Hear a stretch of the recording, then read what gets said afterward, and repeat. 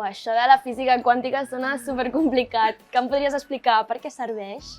Pues la física cuántica estudia el mundo a la escala más pequeña, a nivel de las partículas y las moléculas.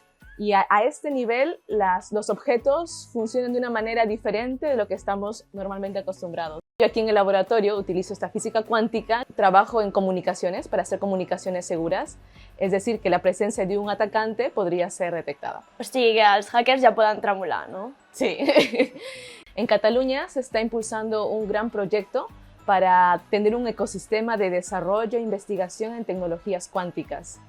¿Te imaginas que Barcelona, Cataluña, sea el polo cuántico de Europa? Pues eso abriría una gran oportunidad para jóvenes investigadores y para el desarrollo de empresas innovadoras.